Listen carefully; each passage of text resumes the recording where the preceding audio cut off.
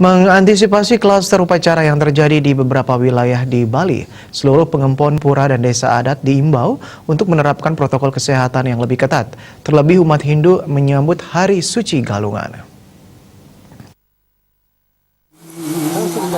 Perayaan Hari Suci Galungan dan Kuningan di Kabupaten Buleleng mendapat perhatian serius oleh gugus tugas penanganan COVID-19. Beberapa kasus yang terjadi di Buleleng berasal dari klaster upacara yatnya. Atas kondisi tersebut, Wakil Bupati Buleleng Nyoman Sucitira menginstruksikan seluruh pengempon pura dan desa adat untuk melakukan penyemprotan disinfektan di tempat suci di masing-masing wilayah.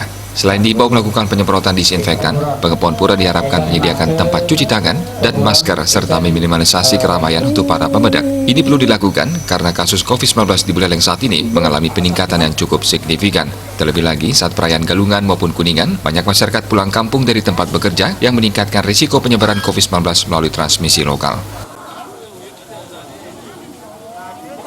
Juga ke desa-desa adat agar betul-betul protokol COVID-19 ini diterapkan di masing-masing desa adat. Karena sekarang di Buleleng terjadi peningkatan yang cukup signifikan terhadap kasus-kasus COVID-19 ini.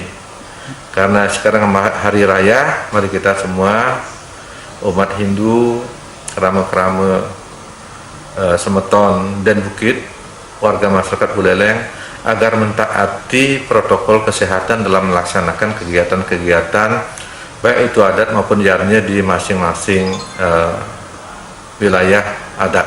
Mungkin kita himbau untuk melaksanakan desinfektan. Kemudian setelah itu juga setelah selesai melaksanakan kegiatan juga melaksanakan kegiatan desinfektan di area tempat-tempat ibadah.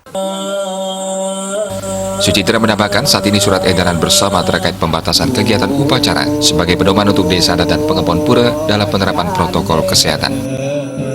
Komang Yuda, Bali TV.